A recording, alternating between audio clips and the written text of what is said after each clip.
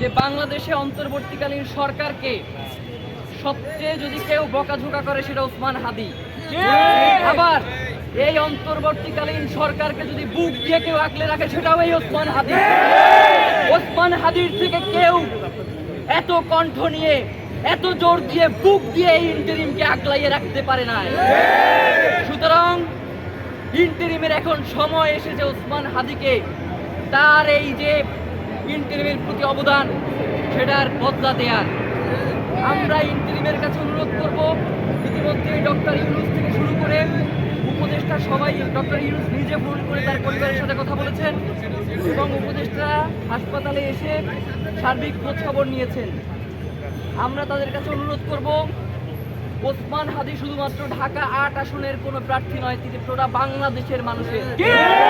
এবং ওসমান হাদিকে ২৪ ঘন্টার মধ্যে যারা ওসমান হাদির বুকে গুলি চালিয়েছে তাদেরকে গ্রেফতার করতে হবে। আমরা কোনোভাবেই শুনতে চাই না যে ওসমান হাদিকে যে গুলি করেছে সে অন্য কোনোভাবে মারা গেছে। আমরা জানতে চাই আইন শৃঙ্খলা বাহিনী তাকে গ্রেফতার করবে এবং এর পিছনে কারা কারা রয়েছে তাদেরকে খুঁজে বের করবে। আমরা ২৪ ঘন্টার আলটিমেটাম দিচ্ছি।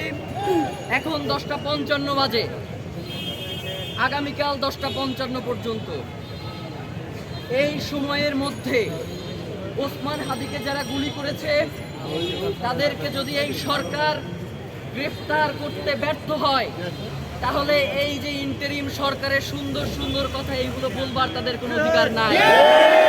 যে ইন্টারিম ওসমান হাদির মতো মানুষকে, ওসমান হাদির মতো কণ্ঠস্বরকে রক্ষা করতে পারে না, সে বাংলাদেশকে কিভাবে রক্ষা করবে? সুতরাং আমরা বলতে চাই, বাংলাদেশের স্বাধীনতার সার্বভৌমত্বকে টিকিয়ে রাখার জন্য ওসমান হাদির দরকার আছে।